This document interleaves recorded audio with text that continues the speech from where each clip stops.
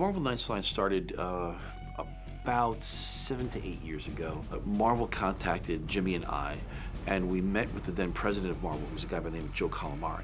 He said, you know, if you guys were running Marvel, what would you do? And we were saying, you know, we were really interested in doing sort of the darker characters, the characters that weren't necessarily the iconic headliners, characters like Ghost Rider or Punisher. So we felt that that was really where our strong suit was taking characters like that and sort of reinvigorating. So they gave us this little shop called Marvel Knights, and we started our own little imprint within Marvel and started dealing with sort of the darker, less exposed characters of the Marvel Universe.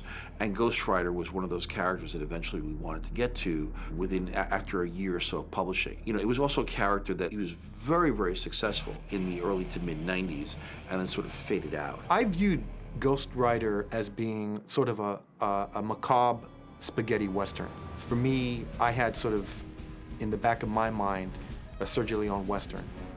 And the only difference was, rather than having Clint Eastwood on a horse, you'd have a guy with a skeleton head on fire on a bike. Every one of my senior editors brings something different to the table. Axel's strengths are story. He is all about story. He's less about continuity and more about, is this a story that's going to get people to sit down and read it page to page and just keep turning and turning and turning?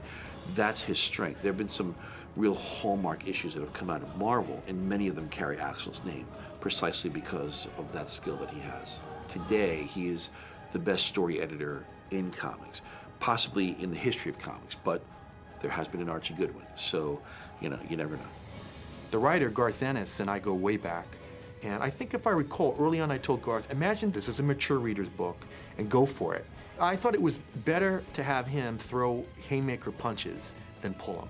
And then what I'll try and do is just try and figure out what I can get away with getting published without getting fired.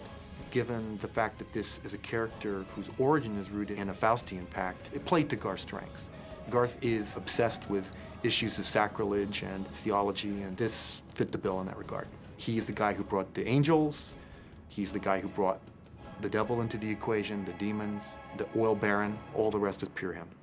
It didn't come as a curveball that Garth would make the demon let's put it, the lesser of two evils in comparison with the archangel. For Garth, a lot of it is sort of exploring the razor-thin line between heaven and hell and sort of suggesting that there's a continuum. I mean, one of the underpinnings of this series is that there's a bargain made between heaven and hell, and sometimes the difference between the two isn't that clear.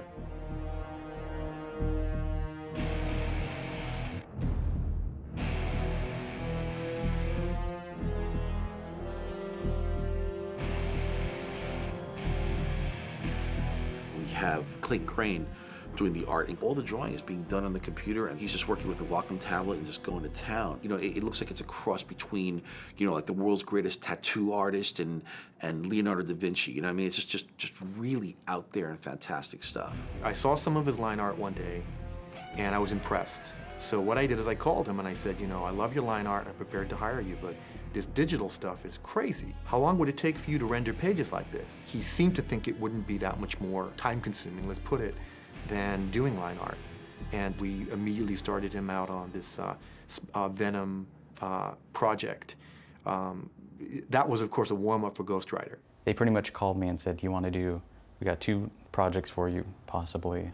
I think it was Captain America or Ghost Rider." So I picked Ghost Rider. I looked at some stuff of Ghost Rider before, and I know it has a lot of history behind it, but sometimes in order to move on, you can't put yourself into a box. When I drew him from page to page, sometimes my tendency to not do what had come before me, I would even draw him a little different than I drew. You know, like I didn't like those spikes, so I'll just take them off there. You know, I would just remove certain things and maybe nobody will notice. I mean, they will, but I didn't concern myself so much with past illustrations.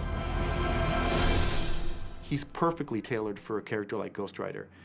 You know, that's a story where it's populated by grotesque characters, and I think that is definitely Clayton's strength. The scene where this guy named Hoth and this angel, Ruth, they started fighting, but they started beating Rent-A-Cops against Rent-A-Cops, using them like swords, or I don't know, it just, he's like, and their brains explode. I'm like, you know, That's a bit dark. Clayton is definitely cartoonist. He got a style that's wholly unique his own, and very edgy and very over the top.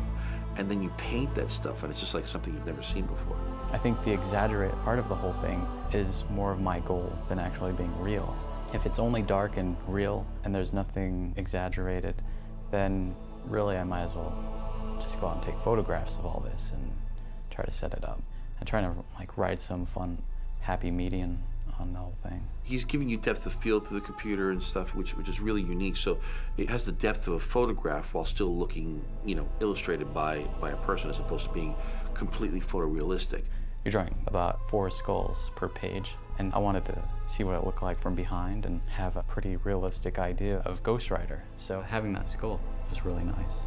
Drawing him without that reference would have been extremely hard, you know, and it taught me a lot also. If you want to learn how to draw, a good thing to learn is drawing bones, because you might think, well, I know where the muscles are, but if you just start from the inside out, you'll end up having a more realistic end result, and you'll actually understand what you're doing. Frequently with an artist, the temptation is to try and compare them to someone else.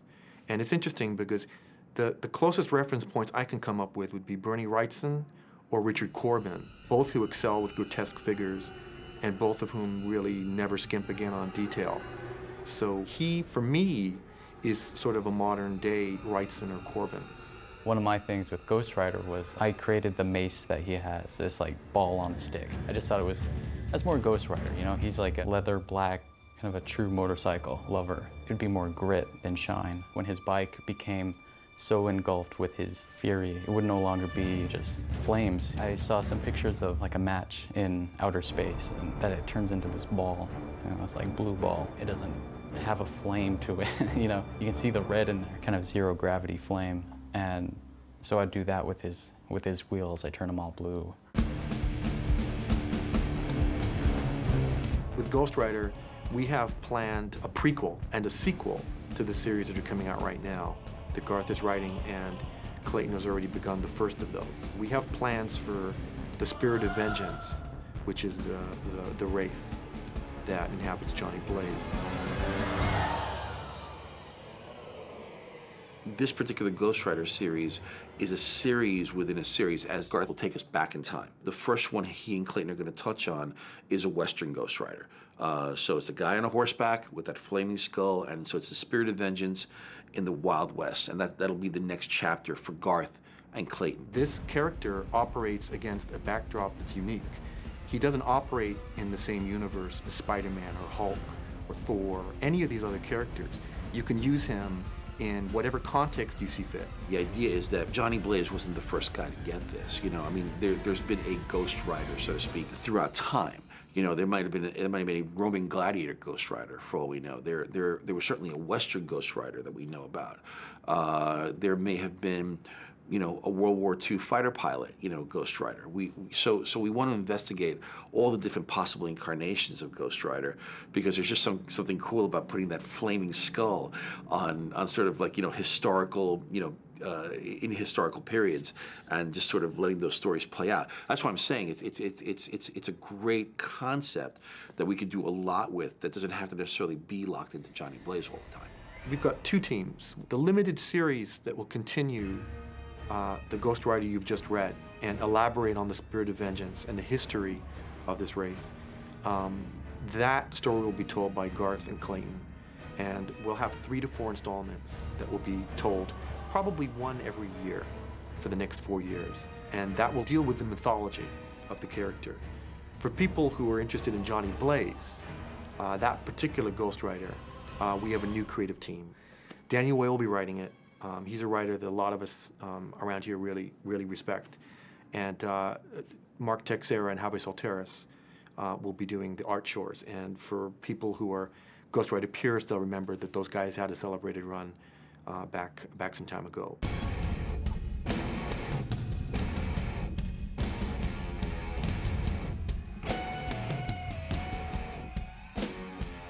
Doing Johnny Blaze origin, that was fun to do. Just, you know, revisiting, you know, the earlier books that I had read when I was a kid, and doing some of the origin stuff. So that's always fun for any artist. As a matter of fact, if any new artists come back in, they should do touches of the origin, you know, every 5 or 6 issues for the audience, because, you know, you never know how many new audience members come in and don't ever see the first bunch of issues. But those origins are important to retell.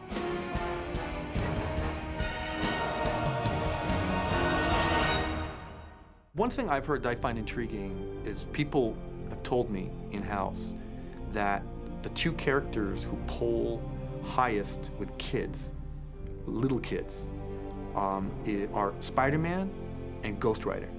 Little boys dig skulls. We love playing with fire. You light a skull on fire. What's not to like?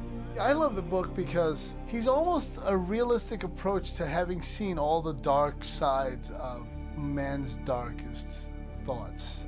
But he's in control of them all, and he's trying to govern them all and trying to still create sort of like a level law. He's sort of like Clint Eastwood with a skull. Ghost Rider is so used to dealing at his own justice that even Marvel's a little uncomfortable. And they created this character, but they're almost uncomfortable pushing this lawlessness. There's always that independence that America loves channeling and, you know, and reveling in, you know. You know, if you want to inspire fear in somebody, A, ride a Harley, B, dress from head to toe in leather, C, have a skull for a head, and 4, light it on fire. If that doesn't do the trick, nothing will.